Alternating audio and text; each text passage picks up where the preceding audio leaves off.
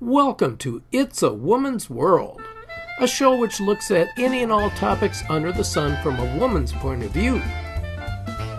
Featuring Ali Naithani. And today hosted by Dr. Susan Strauss. Here's Susan.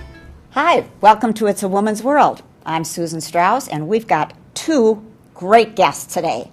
One of our guests is Greg Seivert, and he is from Grove Psychotherapy.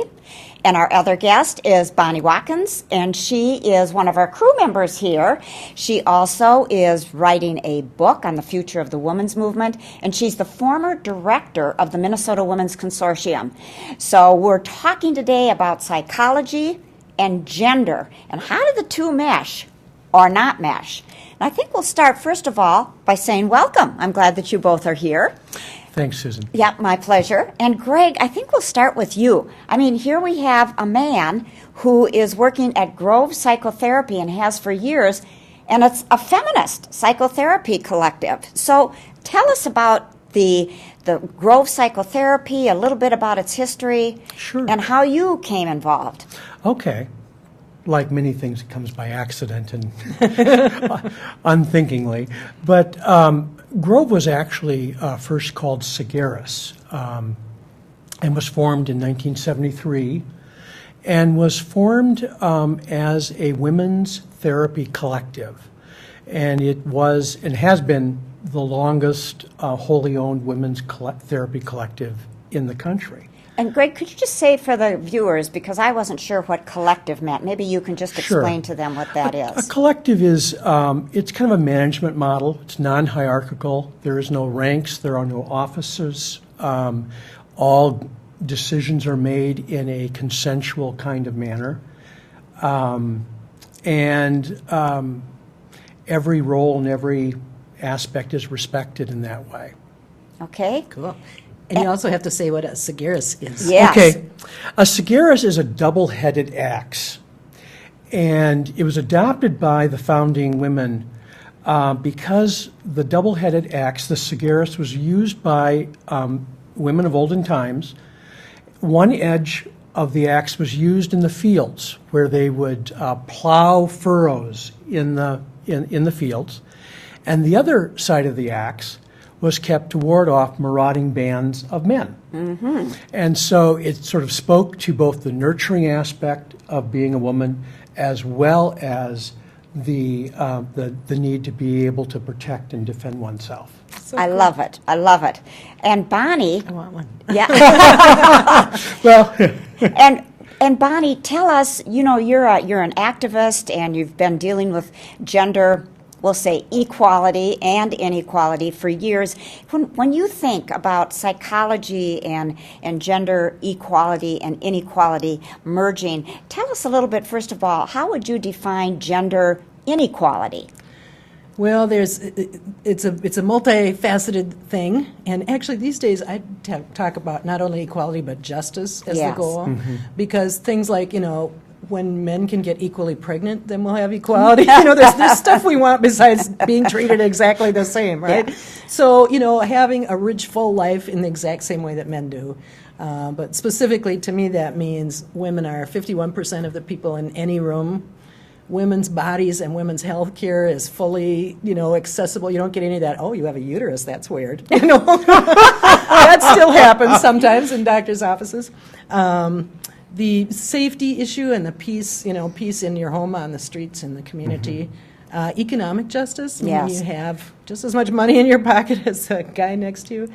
And the fifth thing that I'm always forgetting, what's that one? Oh, we call it self-determination, meaning more like human rights, abortion rights, lesbian rights, you know, the ability to be who you are. Yes. I think is a really basic thing. So I would put all that together and say, when we achieve all that, we can be done. And like we talked earlier, maybe not in our lifetime, but let's hope. Yeah. And so, Greg, then, as a psychologist, when you think about psychology, how would you really define that? I mean, we take Psych 101 in college, and some people have it in high school, but what is it really? Well, it's multifaceted and many things, but it's primarily a study of the human mind, human feelings, human relationships, And I think it has sort of this focus, and connecting with something you said, Bonnie, about increasing the choices that we have.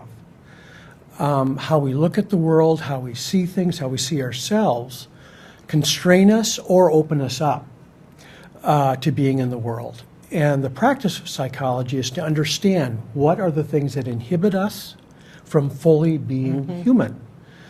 And the feminist psychologist or feminist psychology looks at not only the internal kinds of pieces, but the external, the culture that we grow up in, the sense of how much power we have, whether it's what kind of voice do I have in my family, as well as what kind of voice do I have in my neighborhood, workplace, and consequently with that, what options do I have?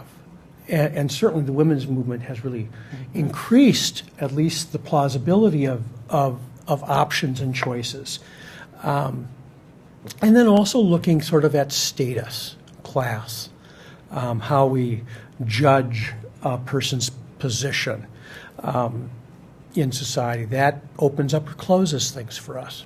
And don't you think psychology and psychologists have traditionally been schooled in more of a masculine or a male infrastructure on how to examine the mind and the way the world works?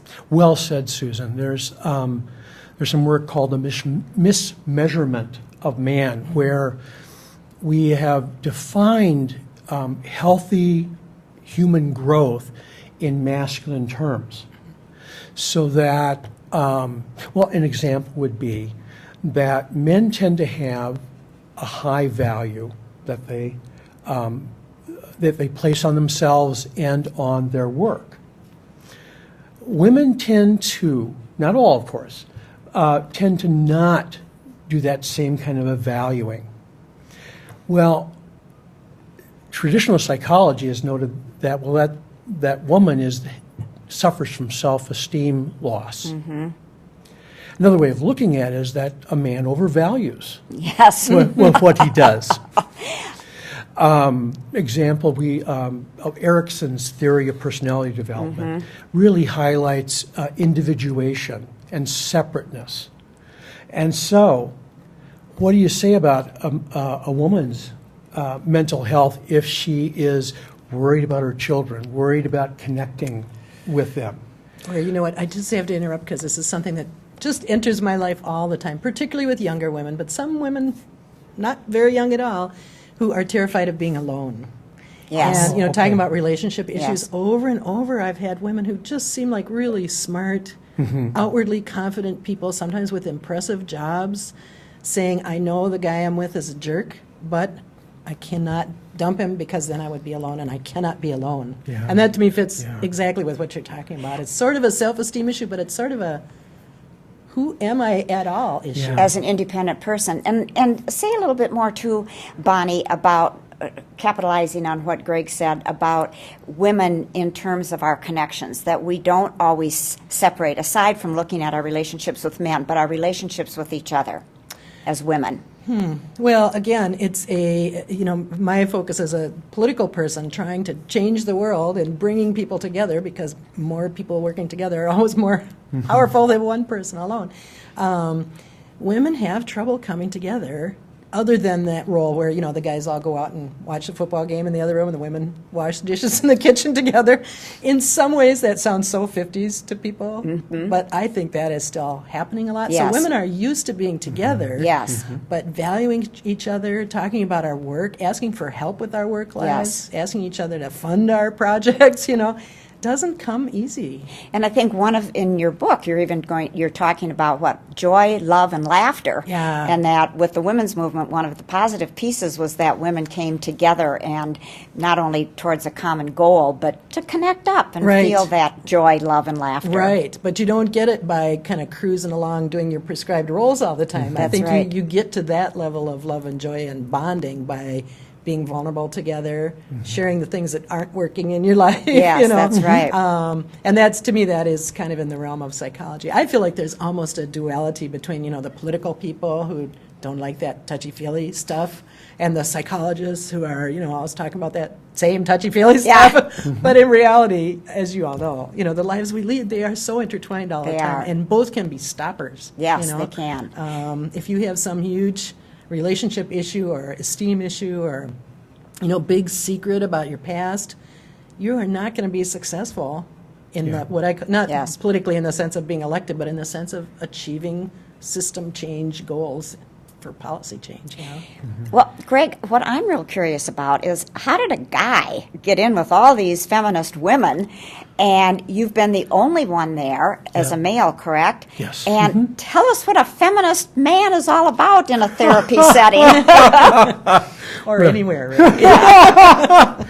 Well, how I got there was as Segaris and then Grove developed, women, of course, are embedded in families. And so they had men, they had sons, and they began bringing them in for therapy and family therapy. And so Segaris began to bring in some male co-therapists to kind of assist. Oftentimes when we do family therapy or some couples therapy, we'll have both genders be represented. And so it was kind of with that. And then they just sort of, I think there was this decision that it was a consensual decision, and like many consensual organizations, things move glacially. But I think there came to a spot where there was a decision about, we have enough men coming now. Because I think men do have an investment and something to reap out of feminism. Because to contrast that sense of connection that you talked about, I have met with so many men who have no other men friends who know their story. Who, when there's crisis, when there's difficulty, they have no set friends to actually talk about it. I mean, there's an interesting statistic. When men and women divorce, men remarry much more quickly than women. Yes. And one of the thoughts is that women already have a support system. They already have a texture network. And men don't, because we oftentimes rely on women for our emotional connection. And so we tend to marry before we're ready then. Yes, I've read that. So I kind of got brought in with that into the collective in the sense of we're having more and more men, and we need to also be talking about how feminism is not just about taking things away from men, I think as men see it. It is really about giving men more options. There's an interesting story, if you don't mind, I'll share. One of my colleagues, her name is Linda Harness, did a documentary called A Family to Me. This was probably done in the 80s, and she did interviews, a documentary with 4 different families, and one of them, the vignette, was with 2 brothers. One was an attorney, and one was a lawyer. One of the brothers became pregnant, and he decided to stay home after the child was weaned and his wife went back to work. Well, his brother, when they got pregnant, saw that and really liked that, and so he stayed home. So, but the interview asked them, so what was that like? And he said, it was very wonderful, a real rich connection. But what was it like with other men? Well, they said they assumed we had failed. They assumed that our business had failed. Couldn't make it, so we were relegated to doing the child care. That says a couple things, doesn't it? It Women's says, work. Yeah, well, yes. It says something about how we don't value that kind of mothering care, that if a man's going to do it, it means he's somehow flubbed up in some way. Right. And then it also talks about some of the kind of the straitjacket, the strictures that men have. Yes. So I think it was with that kind of in mind that feminism has something to say to both men and women in terms of freeing things up and giving more more choices. Yes, I agree with you. Bonnie, what is your response to that with the two men being home to take care of their children and how the response Well, I mean, is? I think it's great when guys stay home. I'm sad they get that response. I've sometimes heard that people say that is the greatest achievement of the women's movement, is that men spend more time with kids and value kids more, that we've had enough of those plays and movies about the man on his deathbed going, I only regret I didn't spend more Yes. time with my Yeah. kids. So I think that message is percolating out there way too slowly, and still the vast majority of single parents are women. So I mean, Yes. it's not a trend Yes. that has equalized anything yet. But I'm just so glad it's happening. That I do think it's also something that, obviously, taking care of kids is really hard work. And it's important. But it's It's the very future. rewarding. I think the guys who stick one toe in the water are going, dang, I'm so happy. My kids are so interesting. Now that Yes. I've gotten to know them. I have to say about Greg, too, that the way we know each other is our I was kids went just to gonna daycare bring that up. Go together ahead, at yes. a really, really young age. So I'm sure, I don't know if your daughter had anything to do with your being a feminist and your work today. Certainly so I have a daughter and a son, and both our daughters, I think, are amazing, strong, wonderful women today. My son, who is from Colombia, also taught me a lot about women's roles and, all those things that being a parent changes you pretty dramatically. does. If you once have that gender perspective. And I'm a grandparent now, and I raised two daughters. So I'd never had the opportunity to really raise a son. I'd heard stories. Now I have a grandson and a granddaughter. And oh my goodness sakes, there are differences. But you sit and you question how much is nature and how much is nurture. And I look at my son-in-law, who is a phenomenal father, and spends so much time with the kids and is their soccer coach and takes them to do all sorts of things. And I remember I was there one day visiting, and he had put on a pink shirt, and I said, "Oh, Derek, you're wearing pink?" He says, "Yes, I let the feminine side out quite a bit, actually." So, and he, it was sort of like a badge of honor, actually. And so it's been interesting to see, as a younger man, how he parents and how that's so different than how my husband parented, for example, or even how my father did. Do you run into some of those more archaic, I'm going to call them an archaic form of parenting with the younger men, and how do you deal with that as a feminist?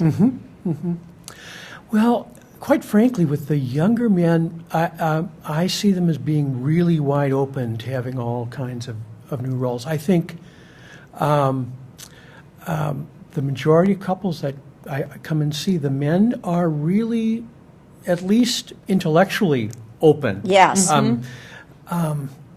Because I think the actual breakdown in terms of the reality is that men aren't doing half of the childcare kinds of things. Yeah. I certainly noticed this for myself, but I think when any of us become a parent, we automatically reference to the parenting that we had, Yes. and begin to kind of going, well, I like that part, but my God, I'm not going to do Yeah. that part. So when men come in, they typically have some sense about, oh yeah, I don't want to do this and that. But with the younger men, I typically find them much, much more flexible, much more open. They may still wrestle with some of the concept and ideas. And, one of the things that's happening right now since the recession is that men, in terms of their work, have taken the hardest hit. Women are being rehired more or hired faster than men are. And so we have some of the income change where in many families women are earning a bit more because the husband hasn't found a job yet. And that's been sort of interesting about what becomes meaningful and competent work for a man. Yes. Well, and those decisions about who stays home with the kids are very dependent on people's income. That's and right. Who's what gonna make hours the money? you work and Yeah. all those things. That's right. But to return to what you were saying, Susan, I really, that's been really remarkable. I think that is a gift of the women's movement, is that at least conceptually the idea, one, that the women are demanding that from their partners. Yes. They are coming in with their own dreams. They're coming in with their own sense of their own trajectory and where they want to go. And they want to share that with their partner, but they don't necessarily want to have to give it up. And so many men come in then with the very clear sense about we're both in this, and one may have a better skill set in one area than the other, and so that means a learning curve. One of my friends, her daughter, her husband actually got laid off with the recession, and it took almost a year and a half. He had a very good job to find another job. But what happened then is they had 2 children, and he was the house husband, basically. And he said it was probably one of the best gifts he could have ever received from his layoff, that he was able to have full responsibility during the day for these two little children. Of course, they sometimes butted heads about why did you do this kind of discipline when I thought we'd agreed on this. Yep. But it was a really positive thing for their marriage, and certainly for their 2 children as well. When you think about it from a feminist perspective and from somebody who's worked in women's issues, and you've looked at men and women, do you agree that men, this is what he's seen in his therapy perspective, but do you agree from your perspective, Bonnie, that you think that younger men are taking on the responsibility of parenting, and even, I'll expand that actually, parenting and household chores, if you will, with equality? You know, I don't know that I have a lot of insight into that. I know a bunch of young people through my kids, and they really, I think they're exceptional, though. I mean, they really talk through these issues, decide how they want things to be. What I look at more typically, I'm kind of data-driven, actually, so Yes. I look at the macro, you know, how many men are paying past due child support. Yes. You know what? We are not doing well on No, most of those we're measures. not. Or do we still have battered women beaten up by their husbands? Actually, there is some increase in women beating up men. That's those what kinds I've of read, things. yes. There are, I don't know if there's women who don't pay child support in any significant numbers, but you know what I mean? We're seeing some equalizing, but that doesn't mean we're fixing things. So on the kind of macro society-wide level, those problems, particularly to me, the violence and the economic issues Are huge. are just so painful and so hard to change, you know, one person at a time, obviously. It's difficult. But, you know, the people who come to you, I assume somebody in the family unit that's coming knows that they need help or that's a problem. I mean, I think that's half of the problem is thinking something isn't working. Yep. But I'm also curious about the, you know, I've known an awful lot of women who go to male therapists that I think really should be seeing women. I think there's a lot of men who prefer to go to women because it's easier. Men are used to confiding in women. Yes. So how do you all handle that? Do you let people choose whatever they want, or do you try to say, you know, it might be helpful to get for a guy to get a guy's perspective, or how do you sort those a bit things? of that, yeah. You know, when someone calls in, I try and get a sense of an assessment about what they're needing and what's going on. But I always go with what the person's preference is, because Obviously, you can't force somebody to Right, open right. their heart to somebody they don't want to. yeah. But I will. I think you said it really well. I will raise it. You might get a particular perspective that might be helpful. For some women who have been having sort of ongoing difficulties in relationships, seeing a male therapist. If there's more identity kinds of issues and more of you know, kind of gathering a sense of self, clearly another woman who has kind of taken the journey would be more helpful. And I think it would be tough, too, if I was a feminist and I was seeing a male and he didn't see the world through a feminist lens, I would have, that would really tick me off. I wouldn't do well. I would have to switch. And I'm not sure how many men see it through a feminist lens like you do. What do you think when you go to conferences and you read in your professional literature? Do you find much attention being given to a feminist perspective by male therapists? You know, when feminism was in sort of its heyday in the 70s, I think you know, within psychology there was number of, you know, I think there is a committee on women. But I think it's been really mainstreamed. I don't think that whole idea that feminism that brought us about culture and status and sense of power, I don't think that's given a whole lot of room right now. Right now in psychology, we're very focused, and it's wonderful, on the brain and all the amazing kinds of things. And of course, one of the most interesting sex differences that they've found about the brain is that women are more bilateral than men. I think they call it white matter. That's the scientific term. Whatever that thing is in the middle. Right? Yeah, Isn't yeah. that? Well, there's a corpus callosum. That's Good. it. Oh, That very good. Connects Yes. the two, yes. Yeah, which connects with language and Sort of being adaptable, right? Isn't it about adapting? yes, Yeah. adaptable. And that's fascinating kinds of things. And that's sort of where a lot of the focus is, and it sort of bleeds out into the other pieces. But oftentimes, I think feminism gets caught up in psychology being political and being one of separateness. Okay. Do you agree with that, Well, Bonnie? this brain research kind of has me going because I read a book once. You talked about the mismeasure of man, and that might have even been the book. But apparently, there's been throughout history, there's these cycles where groups like women are doing better.